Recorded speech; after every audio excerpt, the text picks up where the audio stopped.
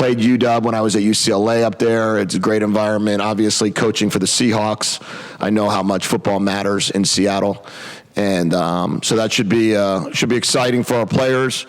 Players had a really good practice yesterday, really good practice Tuesday. They are excited to get back out and compete. As what usually happens when you don't play your best game the week before, you want to get back out there and play. I think they're a very good football team, Washington, certainly playing outstanding on offense. Excited to see the two quarterbacks duel it out. I think they're 1 and 2 right now in passing in the Pac-12. Excited to see the receivers duel it out. I think they're 1 and 2 and 3 in receiving. I believe I looked. I think their receivers are 2 and 7 or 2 and 5 in the Pac-12, and ours are 1 and 3 right now. And then you have T-Mac as well. So there's going to be some great battles if you look at it offensively on the two sides. I know that our defense is excited about going out there and playing this team and doing everything they possibly can to continue to improve and get better. That should be really excited for our guys, for our defensive players. They're fired up to go out and play. And I know our DBs know what a great challenge it's going to be to cover their receivers, and they're excited about that opportunity. Christian Rowan-Wallace, Stooksy, and then obviously our safeties and Nickel as well. And then, it's up to a good pass rush this week. You need to have a good pass rush if you're going to play a good football team. So they've done a great job on offense, number 1 offense in the Pac-12, I believe, top 10 nationally in total offense, and, second in the country throwing the football. So it should be a good one. Speaking of defensive backs, it seems like DJ Warnell is kind of ascending in that area. How would you describe just sort of his time here as the path that he's taken to earn that spot? Yeah, so DJ will start on Saturday, and he's really embraced this opportunity of coming here, transferring here, comes in with a fantastic attitude every single day, huge smile on his face, and really started working his way up through special teams. If you look at where his initial impact came, it was his production on special teams. He kept making tackles, was great effort on kickoff and punt coverage, and now he's beginning to show up there on the defensive side as well, and he should give us a nice big body in there and a very good cover guy. When you guys were trying to figure out what position you really wanted to play, what was just kind of the message to him, just to stay patient? Yeah, we moved him around. He's a safety, then linebacker, then star, and so he's kind of had 3 different spots since he's been here in terms of really trying to figure out what was going to be the right thing for him. And while that was going on, we kept emphasizing the importance of special teams, the kicking game. Make your impact in the kicking game, and then good things will come your way. When it came down to it, we felt that he was more of a safety than a linebacker. And then we felt like, he had very good coverage skills and tackling skills. So the right position for him was what we identify as a star. And that's what he'll be playing, and what he did play all last week as well. With House Wiley, do you think I think Mike will be maybe ready if called upon, but I don't think he's necessarily in a spot where we're going to start him. We'll start Jonah Coleman this week.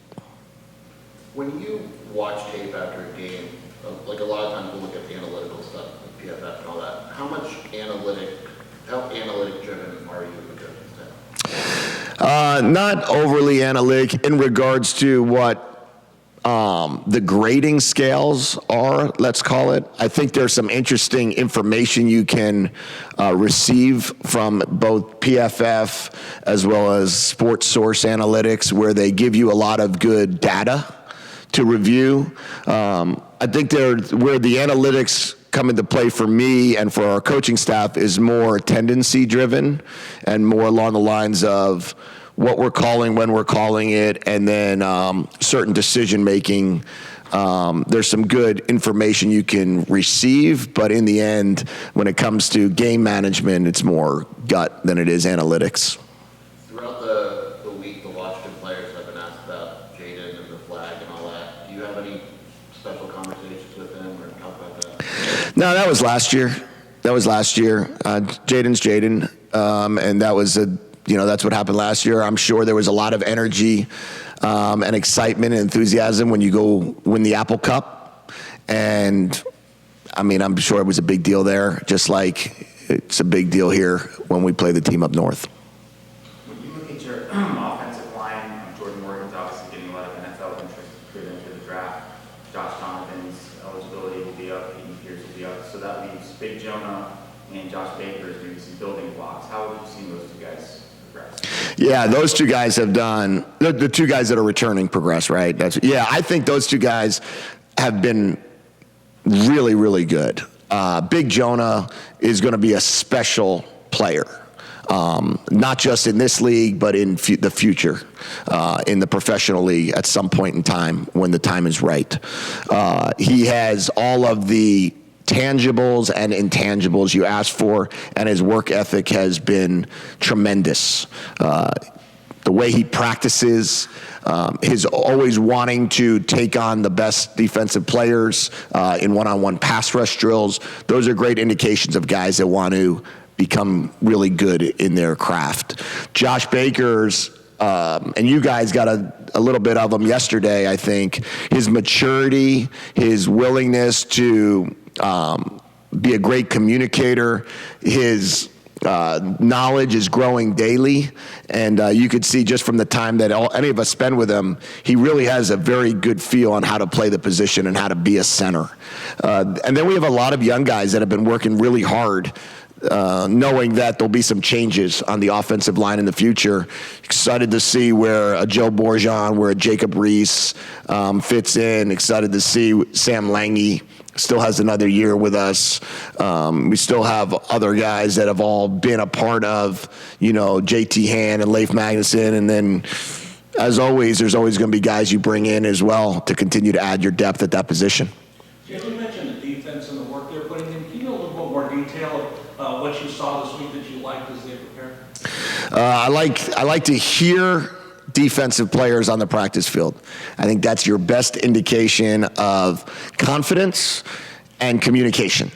So when you go out on the practice field and you can hear the defensive players making calls and talking and being excited, and then being able to kind of indicate, downright, field left. You hear all the calls that occur. That communication makes a huge difference. And then when you see a play get made, and then you feel the energy from the rest of the guys, that tells me that there's a nice confidence, and that's really what we're looking for. That's always easiest. Our defensive coaches will talk about the fundamentals and the assignments and the alignments, but for me, it's what I notice on our defensive side is more of, play with passion. You've been talking a lot about improvement for the defensive line and the edge guys. You mentioned the importance of a rush this weekend. Technique-wise, what would you like to see them do better to match that, hoping that expectation? The number one thing you could always say is pad level. When you're talking about the defensive line and you're talking about trying to impact plays and impact games, it's playing with great pad level. That's number one, and that's really for the game of football, but specifically defensive linemen. The second thing is you've got to be able to improve upon your pass rush games and also your straight rush, and use different tools in your toolbox. You don't want to just be a guy that bull rushes or just a guy that speed rushes. You don't want to be a guy that only has, one bullet left to shoot. You want to be able to have other options and other opportunities. So that's really where I feel like our defense has worked hard. They've worked together well. A lot of times your best pass rushes come from great coverage on the back end, and other times your best rushes come from working together well with the person next to you, meaning you're a 3 technique, how well do you work with the shade, or you're a wide rusher on the tight end, how well do you work with the guy next to you that's lined up over the guard, and can you cause some conflict? So I've seen really good usage there. And then final thing would be their hands. The more you can use your hands as a defensive lineman, the better you'll be. On Monday, you had said you don't want to put pressure on the offense, that they only need to worry about themselves. But in a game that maybe is projected to be a shootout, how do you avoid them thinking, well, we have to score every time, and if we don't, then it could put us potentially behind? Yeah, what I would want our offense to think about is do everything you can to score every time. That should be your mindset. That you shouldn't feel pressure that if you don't or if it doesn't happen, that outcome is going to be affected immediately. But we want them to go out on the field with a confidence that the goal and our responsibility as an offensive team is to score. And then let's just take, not a look at the scoreboard every 3 minutes. Let's look at the scoreboard at the end and see how many times we were able to execute our number one goal, which is to drive the ball down and score. Brandon mentioned that Washington's edge rushers look like NFL guys, and they have a bunch of them. How critical is it to at least hold serve in that matchup between their edge guys and their tackles? Yeah, it'll be the second week in a row I feel as if we're going against true NFL edge rushers. Obviously 2 and 3 last week fall under that category as well. It's a big deal. It's a big deal. Those are game-changing positions. There's certain positions on a field where there's game changers. The pass rushers, the quarterback, the receiver, those guys are traditionally the ones that make that can change a game, affect the game, impact the game. And then obviously all the other positions are working hand in hand there. In this case, every time I've ever thought of Washington, I've thought of defense. So in my mind, this is the top defense. I don't look at the stats. I look at the player bodies, and they have a lot of really, really good player bodies out there, and they have a lot of really good skills. And you have to not just hold serve when it comes to being able to handle these two guys, but there has to be times that you win. You have to win some of those one-on-one matchups against those edge rushers and all 4 of their defensive linemen. Their interior guys are pretty impressive as well. How did ASU beat them? What's that? How did ASU beat them? Well, there was turnovers in the game. There were field position. There were big plays. They were at home and had some good momentum, and they made some things happen. I'm sure that, those are what happened. You make a play, you get a big play, you get an interception, you get a turnover, you score, you do some things that occur in a game, and ASU, won the game. They did a good job, and I think that I think it was 45-38 was the final. That's a lot of points. It's a lot of points that they were able to put up. And if you're going to beat a team that scores as much as Washington, that's about your best chance. Did TSA get into the game last week? No, he did not. I was more hopeful that he was going to be able to recover from the ankle, but I don't think he. I don't think. Do you think he'll be able to play? I'd be surprised if he could play. We haven't talked much about special teams. I don't know if we got one question since the start of August, but Yeah. they had a really good game this last week, maybe the best unit. What have you seen just out of Tyler, Kyle? Yeah, the specialists in general have done a good job. I definitely think it was our best kicking day. Our best kicking performance was this past week. Both Kyle's punting and then Tyler. It was nice that we were able to re-kick that kick at the end of the half and nail it. But his kickoffs have been really, really good. And then, as a group, those guys take a lot of pride in what they do. But it comes down, from all parts of it. Coach Paopau's done a great job of getting that group together, the specialist group. But if you look at our kickoff coverage units, you could see everybody trying to finish in the end zone. You see those guys coming down on the field.